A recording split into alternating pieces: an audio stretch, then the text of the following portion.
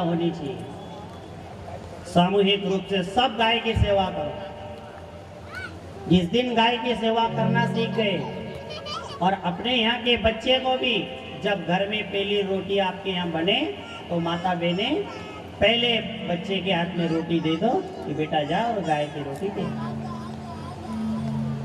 और उस बच्चे को अंग्रेजी पढ़कर इतना मूर्ख बना दिया है। एक बार की बात है, हम कई कथा में गए थे, वो बच्चे से कहा कि बेटा जा और जाके गाय की रोटी दैया। अब वो बच्चा बाहर गए पछो ही वो। हमने पूछा कि गाय मिली कि नहीं? गाय नहीं है। अब उसकी मम्मी भी तरह से उन्होंने कहा बेटा काऊ की रोटी दैया। वो बच्चा झट बाहर गया और गाय को रोटी देके, उसको काऊ पता है पर गाय। जितने अंग्रेजी पढ़ने वाले बच्चे इनसे कभी पूछ लो क्यों 46 किसको कहते हैं, वो 4 घंटा तक तो माथा पच्ची क्रिया करेगा, उसको मालूम ही नहीं कि 46 किसको बोलते हैं, 49 किसको बोलते हैं, 77 78 किसको बोलते हैं। अंग्रेजी में बताओ 46 77 78 19 सब बता दो तो पट पट लिख दे। पर हिंदी उसको पता ही नहीं है। अंग्रेजी में काऊ पता है, हिंदी में गाय पता ही नहीं है। एक तो अंग्रेजी की दौड़ और फोकट का व्यर्थ खर्चा, इनमें ऐसे उलझ गए हैं कि अब बाहर निकलने जैसा कोई रास्ता ही नहीं दिखाई देता। पढ़ाओ लिखाओ, हमारे कोई आपका विरोध नहीं है कि आप बच्चे को पढ़ाओ, मत खूब पढ़ाओ, अच्छे से पढ़ाओ। बच्चा तुम्हारा बीए पढ़े, सीए पढ़े, डीए पढ़े, बस खाली नरक में नहीं पढ़ेगी, बस उसको बचा लेना वहां से,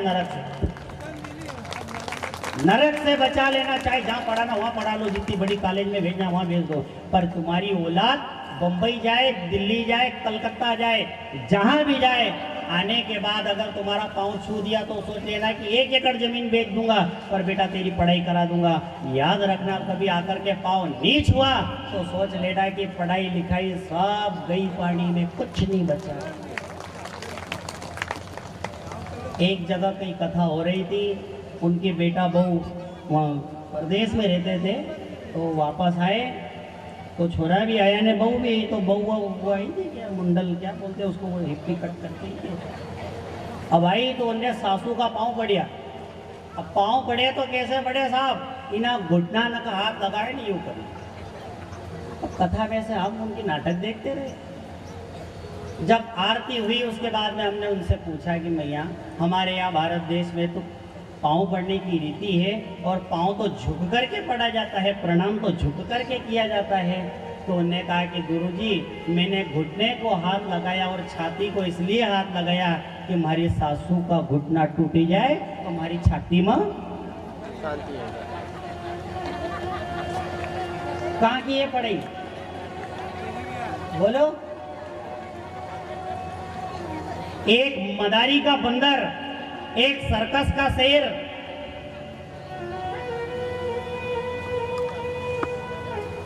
आपने कभी अपने गांव में वो मदारी का खेल आता था कि भालू लेके आए, बंदर लेके आए, सर्कस का शेर आता था, तो उसका मालिक क्या बोलता था?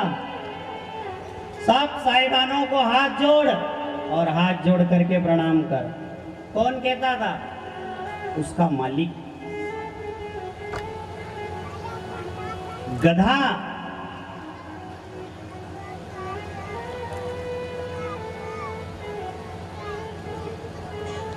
जब एक भालू को, एक शेर को, एक बंदर को उसका मालिक मार जाता है और हाथ जोड़ना सिखा देता है,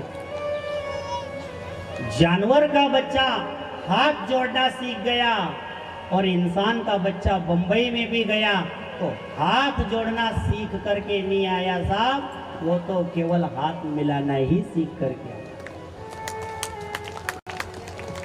हमारे यहाँ भारत देश की संस्कृति में कहते थे प्रणाम करना चाहिए। क्या कहते थे? और कभी कोई विदेश से आदमी आ जाता था, पूरा गांव इकट्ठा हो जाता था देखने के लिए, और साहब विदेश से आया, विदेश से आया। और अभी जब कोरोना चले हो, हाँ जब कोरोना आया था ना, कभी कोई इंदौर से जाए तो आपको गांव खाली उन बेटी भागी जाए। अरे तुम्हारा भाई है, तुम विदेश में रहता है, वहाँ रहता है, वो तुम्हारे से मिलने आया, वो वहाँ जान दो, कौन दो था, मिलने आया ना, कौन दो, उसको काम का ही नहीं है। उसके बाद में वो लोग कहने लगे कि तुम्हारा धर्म ही सही था। क्यों? क्योंकि वो तो कहते थे कि जय श्री कृष्ण करो, पर हाथ मिलाना हमने शुरू किया था, एक के दूसरे, दूसरे से तीसरे, और वो बीमारी बहुत ज़्यादा फैलती थी। आज भी समय है, सनातन धर्म को अपना लो, और सनातन धर्म ही सत्य है, इससे आगे कुछ भी नहीं है। जिस गाय माता को हम पूजते थे, जिन वृक्षों की पूजा करते थे, जिन नदी सरोवरों की पूजा करते थे, पहाड़ों की पूजा करते थे, लोग मूर्ख कहते थे, और आज उन्हीं चीजों ने हमको बचाया है।